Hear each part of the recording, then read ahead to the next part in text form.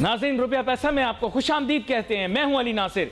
Stock exchange बना रहा है रोज नए रिकॉर्ड और डॉलर की कदर के अंदर आहिस्ता आहिस्ता आहिस्ता आहिस्ता इजाफा होता चला जा रहा है। मुझे ये समझ में नहीं आ रहा कि ये दोनों चीज़ें एक साथ कैसे हो रही हैं, लेकिन पाकिस्तान में उल्टा लटकोगे तो सीधा नज़र आएगा। ये शेर का मिसरा एन सेट बैठता है। यहाँ पर कोई चीज़ सही से नहीं होती। उर्दू की एक और कहावत है, हिंदी में भी इस्तेमाल हो जाती है कि उल्टी गंगा बहना।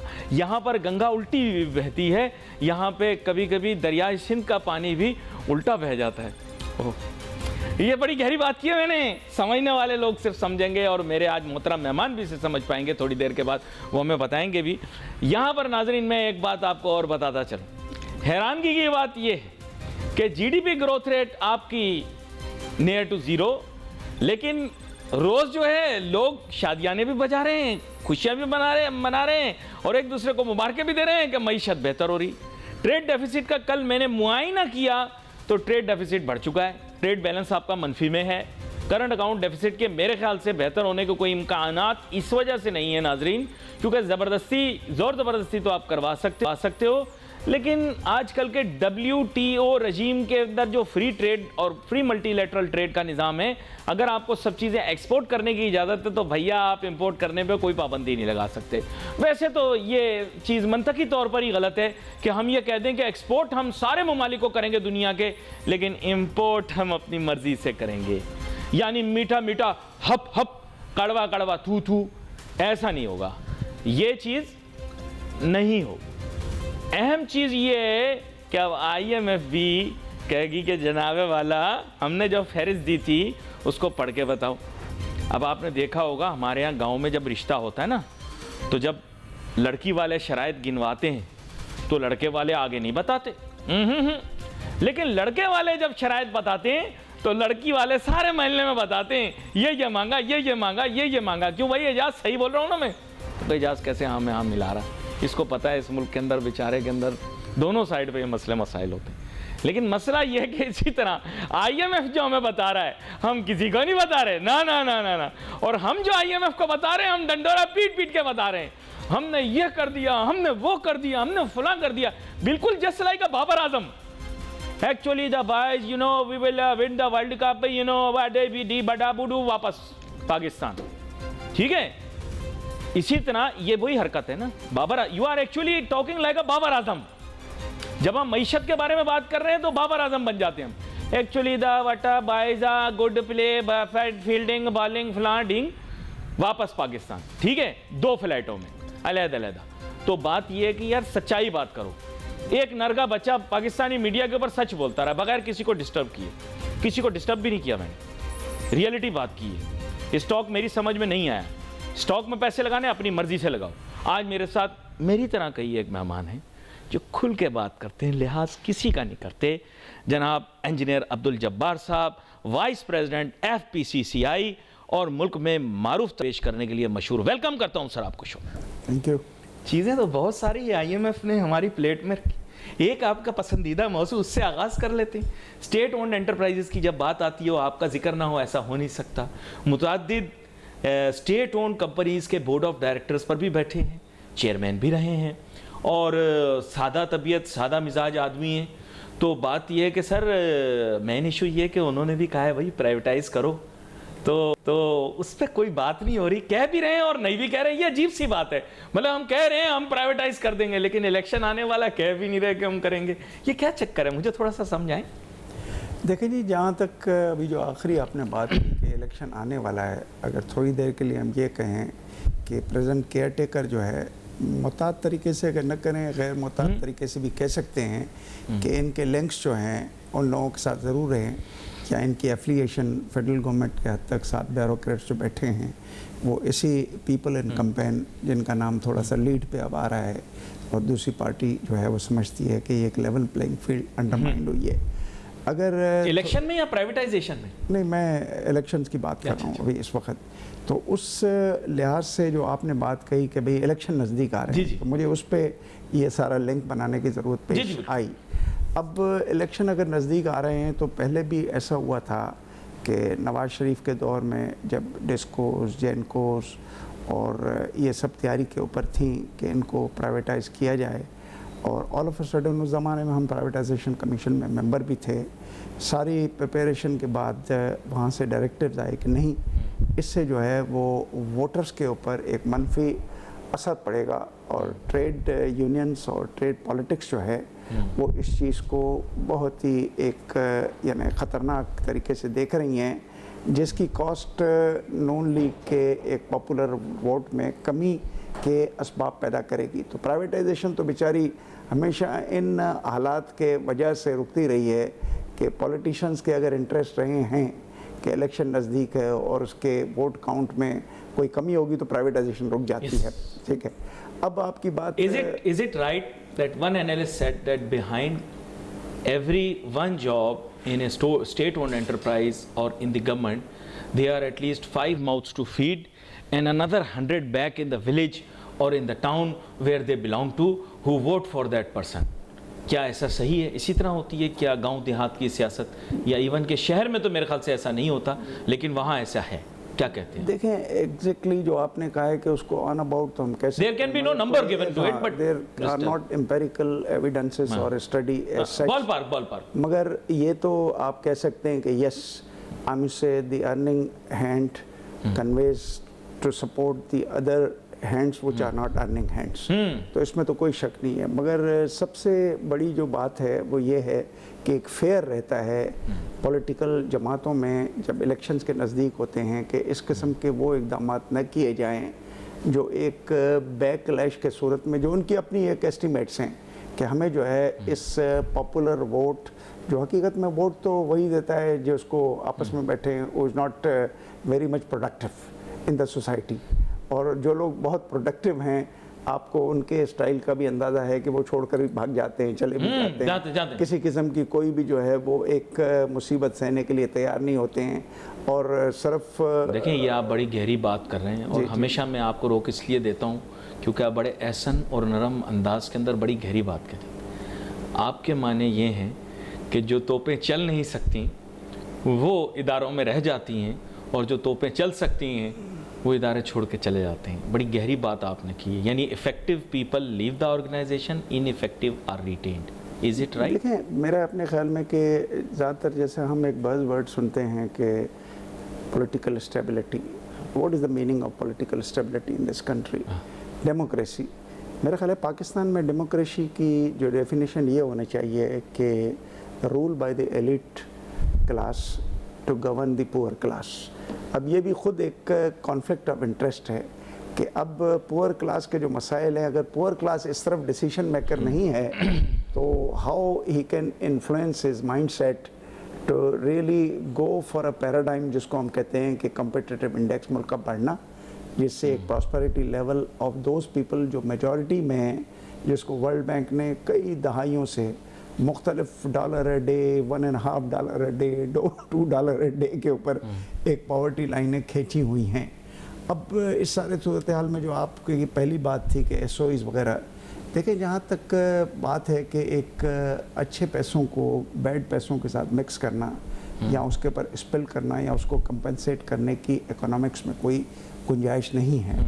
تو ایس او ایز بھی کچھ اس طرح ہیں, مگر سوال یہ پیدا ہوتا ہے کہ ہم ایس او ایز کے اوپر جو اتنا اصرار کرتے ہیں, جو آپ نے اب حالیہ دنوں میں ہمارے مائی شمشادوں کو بھی آپ نے سنا ہوگا, شمشاد اختر جو ہماری گورنر ہیں, میں عزت و احترام سے سندھی میں سندھی میں کہتے ہیں ایک عزت و احترام کا لفظ ہے, ٹھیک ہے نا. اب اس نے جیسے مائی کولاچی کہتے ہیں, آپ اس طرح سے کہہ رہے ہیں, نام کو روک دوتا میں. 500 جو ہے وہ ارب روپے کی بار بار کہانی, عشرت حسین کی کہانی آپ دیکھیں گے, 500 ہر جگہ اس وقت ایک ریٹرک چل رہا ہے, 500 ارب روپے کا لاس, 500 ارب روپے کا لاس. چلو لاسز کچھ زیادہ ہی ہیں, آپ نے مختلف فگریں دیکھی ہوں گی, مگر پھر بات ہوتی ہے کہ وہ کون سا ہمارے پاس اکنامک ریفارم یونٹ ہے یا وہ کون سی اسٹیٹسٹکس کی اتھینٹیکیٹڈ سورس ہے جس کو ہم صرف جا کے کلک کریں اور آپ اور ہم دیکھیں کہ ایکچوئل صورتحال کیا ہے. کیونکہ یہ فگر چھپائی اس لیے جاتی ہیں, کیونکہ اس لیے چھپائی جاتی ہیں کہ اس کے اوتھینسٹی میں خود ان لوگوں کو بھی شک ہوتا ہے جو اس کو بنا کر پیش کرتے ہیں. سٹیسٹکا, ٹریڈنگ اکنامکس, انٹرنیشنل پبلیکیشنز سب پاکستان کے نمبرز کو اپنے تئیں انٹرپریٹ کر کے بھی بتا رہے ہیں, فورکاسٹ بھی بتا رہے ہیں. ان کے نزدیک تصویر وہ نہیں ہے جو ہمارے ہاں جیسے آج کل اسٹاک بروکر جو تصویر پیش کر رہے ہیں وہ نہیں ہے. ان کی جو جی ڈی پی گروتھ, اور آپ کو بھی پتہ ہے ان چیزوں کا کیونکہ آپ بھی ایک بڑے نامور معاشی ادارے کے بورڈ آف گورنرز کے اندر مطلب یہ کہ ایک متحرک شخص رہیں, تو آپ کو پتہ ہوگا ریئلٹی کا. ریئلٹی کی not be hidden, it is shown differently. لیکن یہاں پر آپ نے بیچ میں ایک بات کی, ایک نقطہ اس کے اوپر آپ نے جو کہا کہ لوگ چلے جاتے, یہ تو یہاں پر تو سر جو فلاسفرز ہیں وہ بھی فیل ہیں. یہ یونیک ملک ہے جہاں پہ برجواز جو ہیں وہ مل کے ایلیٹ کے ساتھ وہ ایک نیا قسم کا انہوں نے ایک سسٹم بنا لیا ہے. پولیسیات علیحدہ ہو گئے ہیں اور برجواز جو ہیں یا ورکنگ ان کنائیونس ہیں یا ملک چھوڑ کے جا رہے ہیں. یہ بڑی شاکنگ سچویشن ہے. یہ آپ نے پچھلی دفعہ بتائی تھی کہ لوگ اچھے بہت سارے ہیں, وہ آتے نہیں ہیں ہماری ایس او ایز چلانے کے لیے, وہ کہتے ہیں صاحب ہم یہاں فٹ نہیں ہوں گے, اور جو باقی آتے ہیں وہ دونوں ہاتھوں سے ملک کی خدمت کرتے ہیں. میں ویسے بتا رہا ہوں کیا ایشو ہے. دیکھیں بات ایشو صرف یہ ہے کہ ابھی تھوڑی دیر کے لیے ہم یہ کہیں کہ اس وقت ملٹری اینڈ سول بیوروکریسی کی ایک پارٹنرشپ ہے. یا تھوڑی دیر کے لیے ہم یہ کہیں کہ ملٹری احتیاط سے قدم رکھیں, احتیاط سے. ملٹری اسٹیبلشمنٹ اور سول اسٹیبلشمنٹ کی تھوڑی دیر کے لیے ہم یہ کہیں کہ جس طرح پبلک پرائیویٹ پارٹنرشپ ہے, میں تو کہوں گا ایک لاء بن جائے. وائی ناٹ اے لاء کہ بھئی اگر تھوڑی دیر کے لیے ہم سول اسٹیبلشمنٹ کے حوالے سے اگر ہم یہ دیکھ رہے ہیں کہ ایس او ایز بھی ہیں, اگر ہم یہ دیکھ رہے ہیں کہ پاور سیکٹر کی پرفارمنس بھی ٹھیک نہیں ہے, ہم یہ دیکھ رہے ہیں کہ گیس اکانومی میں بھی مسائل ہیں, ہم یہ دیکھ رہے ہیں کہ ایکسٹرنل فرنٹس پہ بے تحاشا مسائل ہیں کہ بنگلہ دیش جیسے ہمارے earlier part of the Pakistan میں جانے کے لیے ویزا تک نہیں ملتا. You see let me tell you frankly now, ہاں کھل کے بات کریں. یو سی اب اس سارے مسائل میں اگر ہم دیکھیں اور کس جگہ پہ کہاں کون سی ایسی چیزیں درست ہیں جس کی آپ نشاندہی کریں یا میں تلاش کرنے کی کوشش کروں گا اس پروگرام میں جانے کے بعد. سر ایک چھوٹی سی بات دیکھیں, اسی کو ملاتے ہیں. آپ ایک انجینئر بائی پروفیشن ہیں, ایک بڑا ہی جیسے آپ کہتے ہیں اسپیشلائزڈ ایریا آپ کا انجینئرنگ کا, میں ہمیشہ ذکر کرتا ہوں. آپ کو پتہ ہے میں امریکہ گیا, میں نے سروے کیا وہاں پر, انجینئر ڈاکٹر ہمارے صوبہ سندھ سے بہت لوگ وہاں جاتے ہیں. میں نے سب سے پوچھا, انہوں نے کہا کہ جی ہم گورنمنٹ افسر تھے پہلے, چھوڑ کے وہاں سے آ گئے. میں نے کہا اچھا, میں نے پوچھا کیوں؟ کہہ رہے ہیں علی بھائی وہاں کے سسٹم میں ایڈجسٹ نہیں ہو پائے. میں نے کہا یہ ایڈجسٹمنٹ کیا ہوتی ہے؟ کہنے لگا علی بھائی یہ ایڈجسٹمنٹ ہوتی ہے, یہ ایڈجسٹمنٹ ہم کرنے کو تیار نہیں تھے, ہم اچھے گھر کے لوگ تھے, برجواز تھے, ہم یہاں آ گئے. ڈاکٹروں سے میں نے پوچھا, کسی نے مجھے بتایا میں مٹھی میں ڈاکٹر تھا, کسی نے بولا مٹھیاری میں ڈاکٹر تھا, ایک بتا رہا ہوں آپ کو, کسی نے بولا میں جیکوباد میں ڈاکٹر تھا سرکاری ہسپتال میں. میں نے کہا وہاں سے یہاں آ گئے. کہنے لگا علی بھائی اپنا گھر کوئی چھوڑ کے خوشی سے تو نہیں آتا, ہم یہاں جو آ کر آباد ہوئے ہیں ظاہری بات ہے ہم اس سسٹم میں ایڈجسٹ نہیں ہو سکے. تو سر یہ سسٹم میں آپ ایڈجسٹ کرنا چاہو تو ہمارے پاس لوگ بہت ہیں جو ان اداروں کو چلا سکتے ہیں, لیکن میرے خیال سے وہ ہمارے سسٹم میں ایڈجسٹ نہیں کر پائیں گے. معذرت, میں اسی موضوع پر آپ کو دوبارہ لائے جا رہا ہوں. تو یہ سسٹم میں کوئی پرابلم ہے یا ان کی ایڈجسٹمنٹ میں کوئی پرابلم ہے؟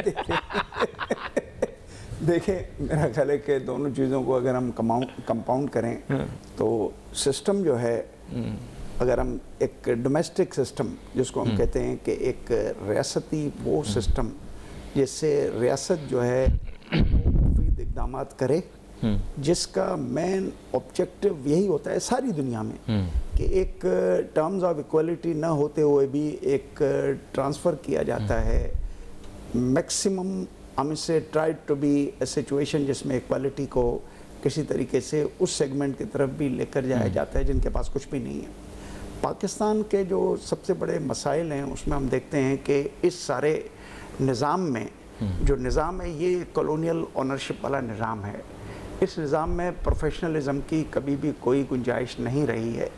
اگر ہم تھوڑی دیر کے لیے اور بات کریں, آپ نے ایس او ایز کی بات کی, کیا جب ہم بات کرتے ہیں کہ 500 ارب روپے کا نقصان, تو کبھی ہم نے کیا یہ بات کی کہ جنہوں نے اس ایس او ایز کو اس جگہ پہ پہنچایا جہاں 500 ارب روپے کی ایک سسٹینبل لاسز کا لفظ میں استعمال کرتا ہوں, وہ ہے اس کے پیچھے کیا محرکات تھے, کیا نان پروفیشنلزم تھی, کیا سسٹم میں خرابیاں تھیں, کیا مینجمنٹ اینڈ گورننس کا نظام تھا جو ان چیزوں کو مفید, پروڈکٹیو اور اکنامیکلی وائبل نہیں بنا سکا, بلکہ بنا نہیں سکے کو چھوڑیں, اس کو تباہی کے یعنی آثار جو ہے جو ہمارے سامنے آئے ہیں اس میں کبھی کسی کی کوئی اکاؤنٹیبلٹی ہوئی ہے؟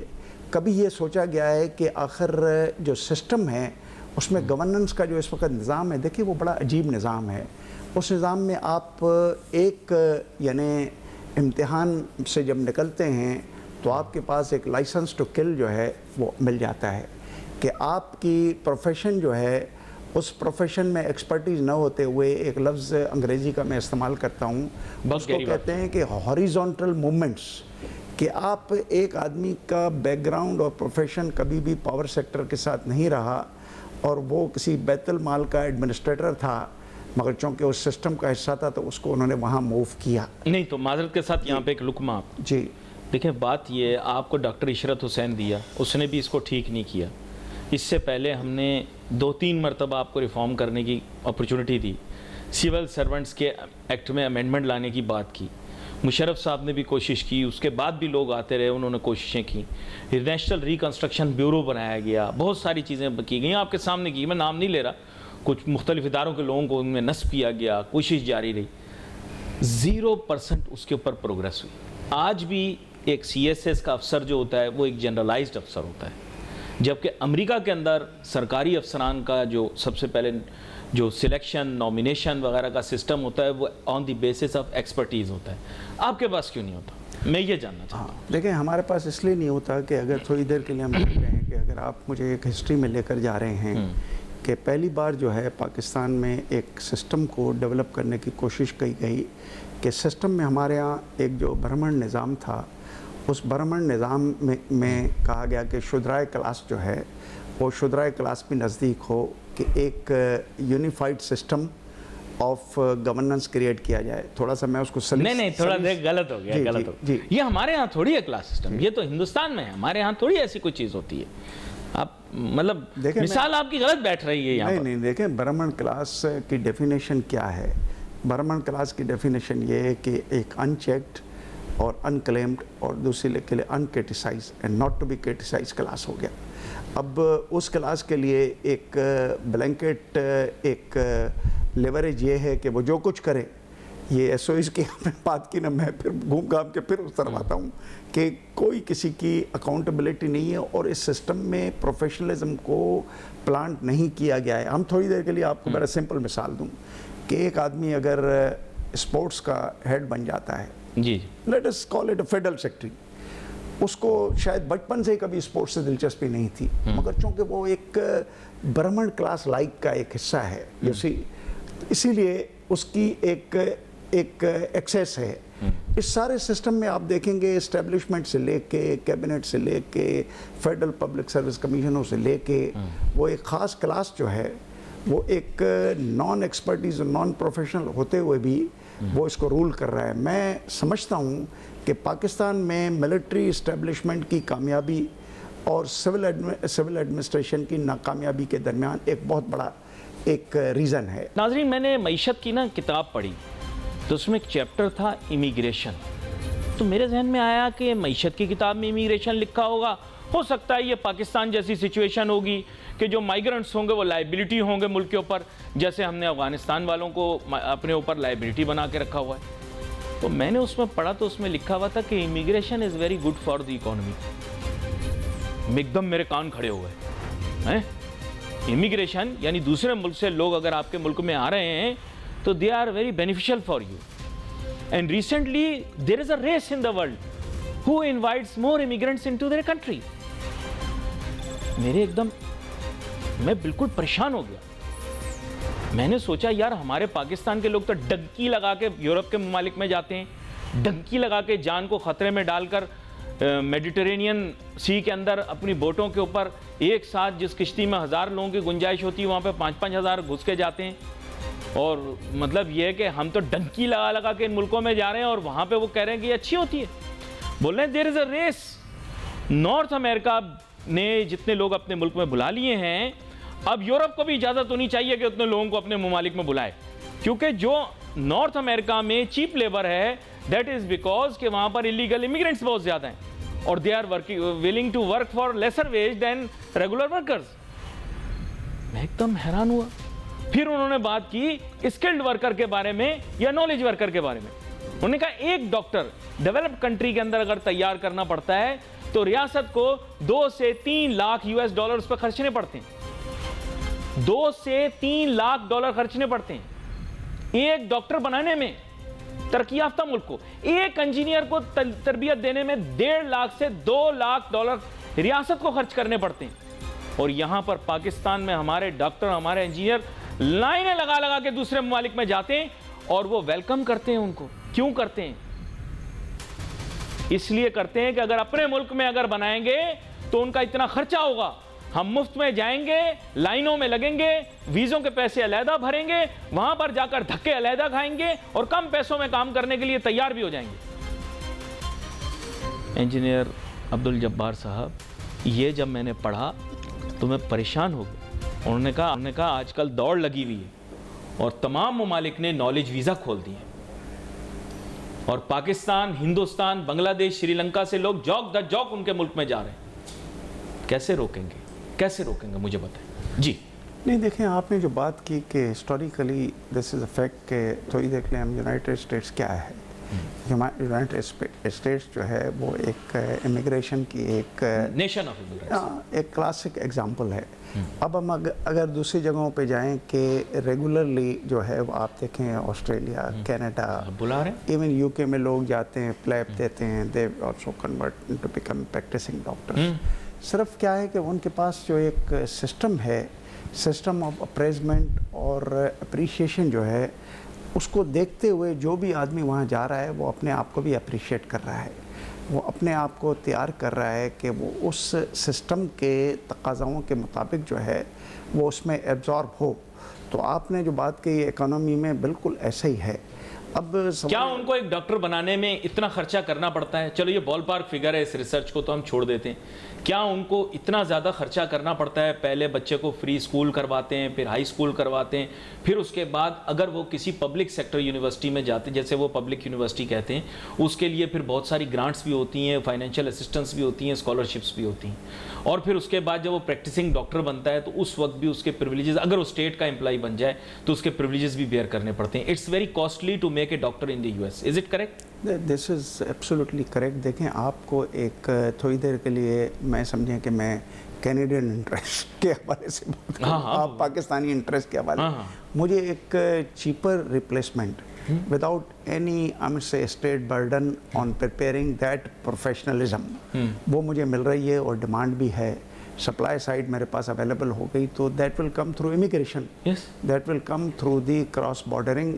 کس زمانے میں WTO میں ایک موڈ 4 جو ہے جس کو کہتے ہیں کہ گیٹس آن سروسز میں ایک موڈ 4 کی بات چلی تھی کہ اکراس دی بارڈرس جو ہے وہ فری موومنٹ کریں لوگوں کی. جو سی اگر ٹریڈ اینڈ گڈس کی, جیسے آپ نے اپنے پریمبل میں کہا کہ ٹریڈ اینڈ گڈس کی اگر ایکسپورٹ ہمیں کرنا ہے تو امپورٹ بھی ہم منع نہیں کر سکتے. تو آپ نے بات کی تو یہ موڈ 4 بھی تقریباً اسی اینالوجی کے اوپر بنا تھا, مگر انفارچونیٹلی وہ اس لیے نہیں چل سکا تھا کیونکہ بیچ میں کچھ اسٹیٹ سیکیورٹی کے مسائل وغیرہ آتے رہے.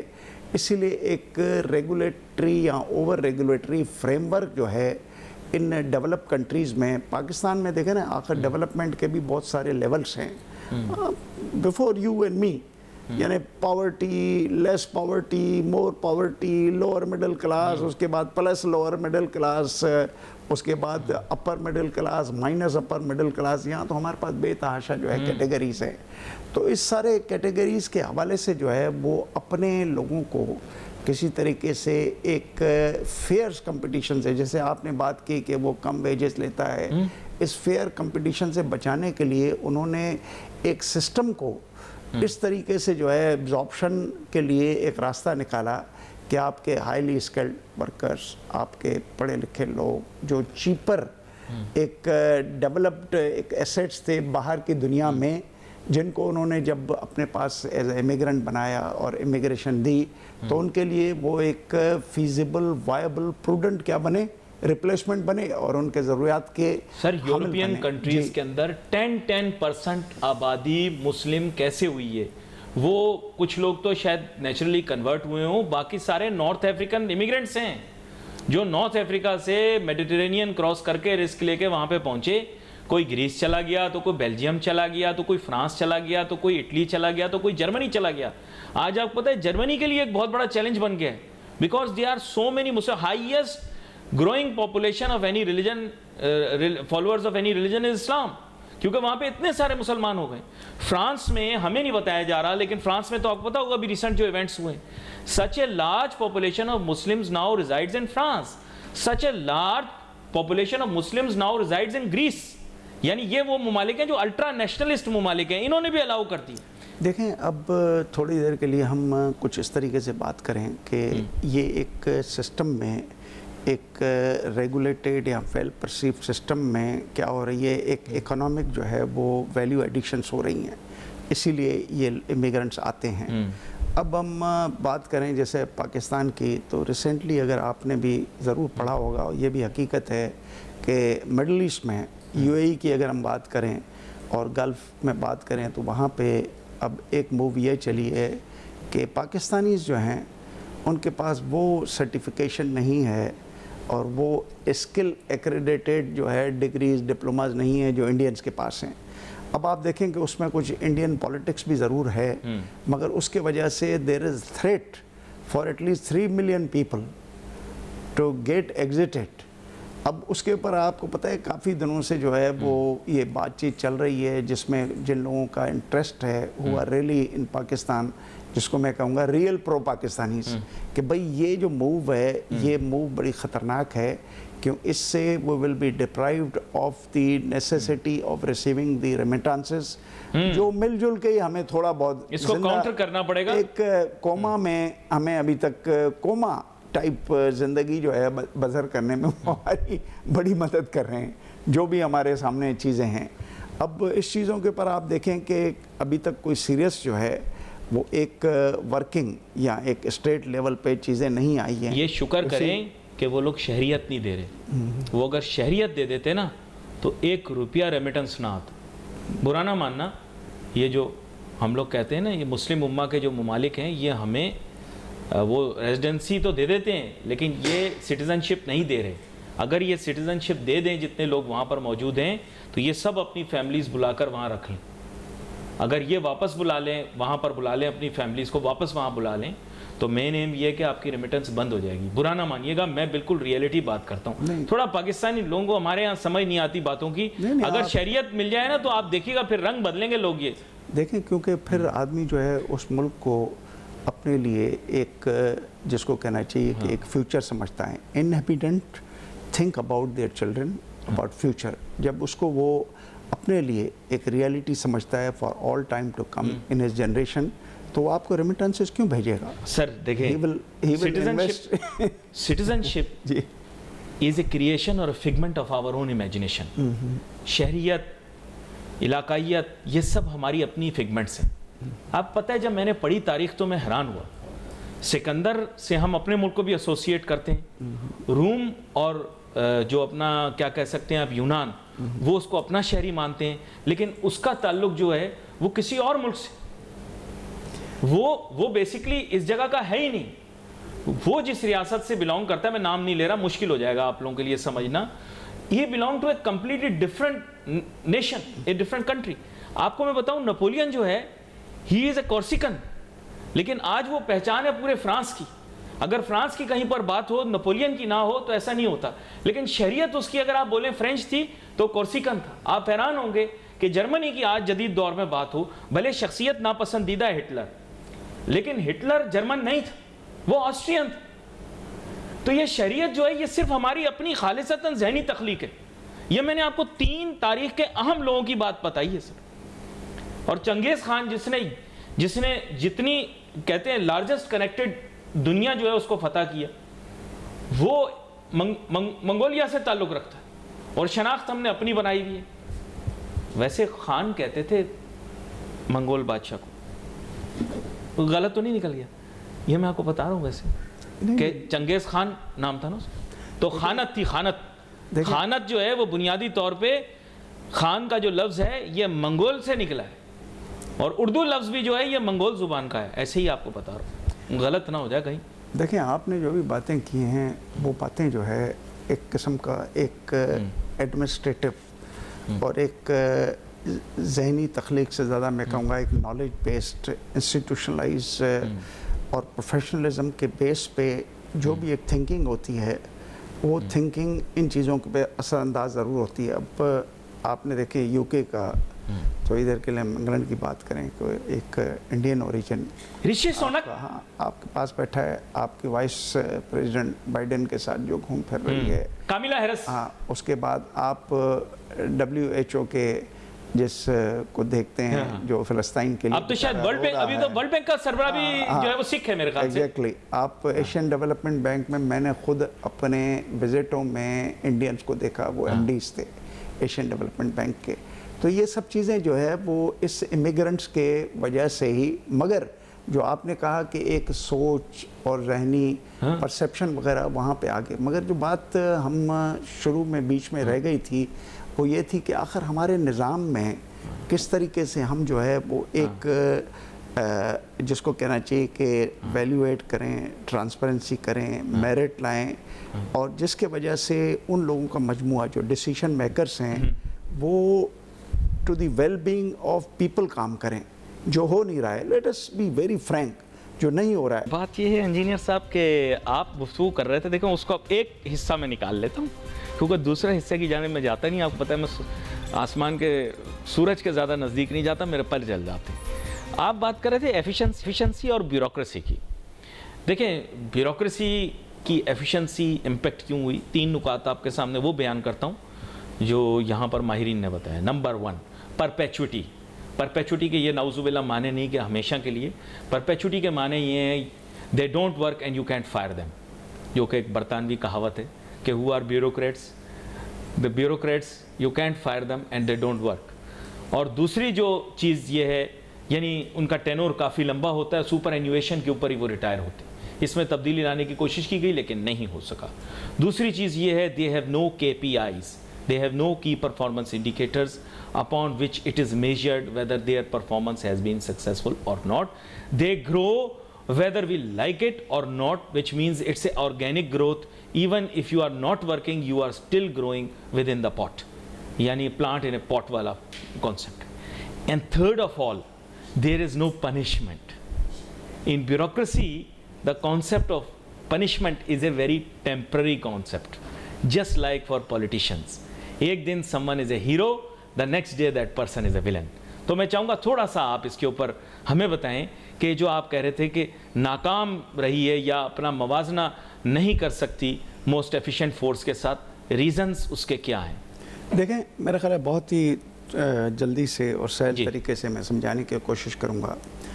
جب ملٹری سول اسٹیبلشمنٹ کے ساتھ ایک پارٹنرشپ کرنے کی کوشش کرتی ہے, SIFC بنتا ہے, سم آف دا تھنگس جس کو کہنا ہے short term, let us talk short term, medium long term ابھی دور پڑا ہے پاکستان میں. شارٹ ٹرم میں کچھ چیزیں موو کرتی ہیں کوئکلی. آپ کے سامنے ہے ڈالر کی ہورڈنگ تھی, آپ کے سامنے ہے اشیاء کی جو ہے وہ بے تحاشا ایک اوور پروفٹنگ پوزیشن تھی, ایک سمجھیں کہ بزنس بن چکا تھا. Hoarding became the prime business in this country.